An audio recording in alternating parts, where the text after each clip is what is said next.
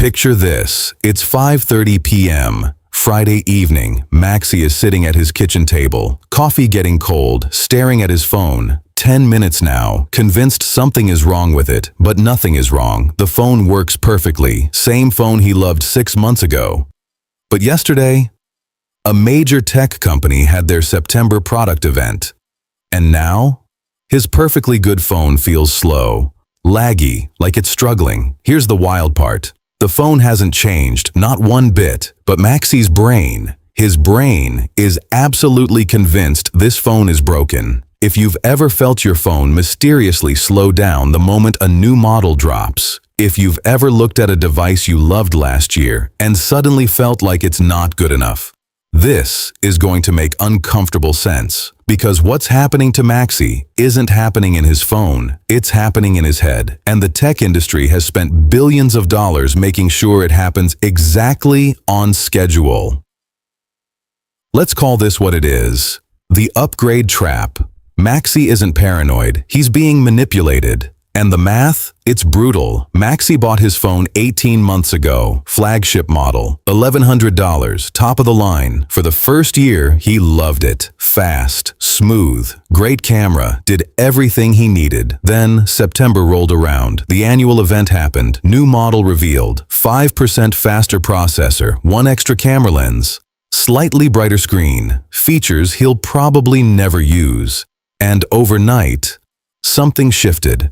The phone didn't slow down, the apps didn't change, the battery didn't suddenly die, but Maxi started noticing things. Half-second delay, opening apps, photos that looked fine, but not as crisp as the demo shots, the screen seeming dimmer than he remembered. None of this is real degradation, it's perception manipulation, and it's working exactly as designed. Here's what most people miss. This is where the trap locks in. They don't need to make your old device worse. They just need you to feel like it's worse. Because once you feel it, you'll see evidence everywhere, even when there's nothing there. Psychologists call this confirmation bias. Companies call it a business model. So Maxi does what we all do, side-by-side test. His phone loads the app in 1.2 seconds. The new one loads in 1.1. 0.1 second difference, completely imperceptible in real life. But in Maxi's mind, that's proof. His phone is falling behind. Time to upgrade. Write that number down. 1/10 of a second. That's what $1,100 is supposed to solve. Here's the reality. Maxi's phone can do literally everything he needs. Texts, calls, email, banking, streaming, navigation, every single task his current phone handles perfectly. And the newer model does these things 3 to 5% faster. 3 to 5%. A flagship from 2 years ago and one from today handle 95% of daily tasks almost identically. In blind tests, users couldn't reliably tell the difference between generations during everyday use. But show them the model number, tell them which one is newer. Suddenly they can feel it. That's not technology, that's psychology. Now, here's where it gets expensive. Maxi upgrades every 2 years, $1,100 each time. Over 40 years, 20 upgrades, $22,000. On phones alone, add the laptop, the tablet, the earbuds, the smartwatch. Roughly $2,800 per year to maintain the illusion of keeping up. Over 40 years, $112,000. But here's what really matters. It's not the $112,000. It's what that money could have become. If he invested $2,800 per year at 8% annual returns over 40 years, $777,000. $777,000. That's a house. That's early retirement. That's freedom. And what did Maxi get instead? Basically the same phone, over and over, with a different camera bump. Now I know what you're thinking. Technology does improve. New devices are genuinely better. And, yeah, technically, they are. But better at what? Better for who? Because the industry engineered 3 mechanisms to make you feel like your device is broken when it's not. Mechanism 1. Software obsolescence. Each new OS is designed for newer hardware. Your old device can run it, just slower. Apps crash more. Battery drains faster. It's not that your device broke, it's that they updated it into degradation. In 2017, a major tech company admitted to slowing down older devices deliberately. $500 million settlement. Documented fact. Mechanism 2. Hardware obsolescence.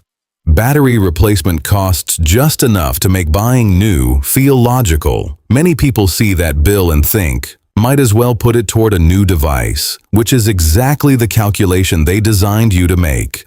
Mechanism 3. The annual release cycle. Every September, like clockwork, your perfectly fine device suddenly feels old. The event markets dissatisfaction with your old one. Every feature highlighted tells you what you're missing. Every camera comparison says your photos aren't good enough. Every speed test implies you're falling behind. Maxi isn't watching a keynote. He's watching a psychological operation designed to manufacture desire by manufacturing discontent. And here's the twist. A refurbished flagship from 2 years ago costs around $450, performs nearly the same for everyday use, half the price. But the marketing machine tells you to ignore it, because if people bought refurbished devices that work perfectly fine, the whole system collapses. Now imagine two people. Person A upgrades constantly, $2,800 per year. Person B upgrades slowly, $900 per year. Difference? $1,900 annually. Over 30 years. Person A spends $84,000 on tech. Person B spends $27,000. That's a $57,000 gap in direct spending. Compound that $1,900 at 8% for 30 years. $214,000. That is the true cost of the upgrade trap, not one device. The compounded lifetime extraction of wealth. Maxi sits there. Coffee in hand. Something shifts. He opens his phone, scrolls, takes a photo, checks email. Everything works perfectly. The slowness he felt yesterday? Gone. Because it was never real. It was planted. A psychological virus, activated by a product presentation. He was about to spend $1,100 to solve a problem that didn't exist. The phone will last another 3 years, maybe 4. The only thing that won't last is the feeling that it's good enough. Because next September, it happens again. This isn't about being cheap. This isn't about denying yourself nice things. It's about recognizing that your dissatisfaction is engineered. Your device works. Their marketing wants you to forget that. So what do you actually do? Step 1. Extend your device by at least 1 extra cycle, 2 to 3 years minimum before you even look at an upgrade. Step 2. Buy refurbished, 2 generations back, half the price, same daily performance.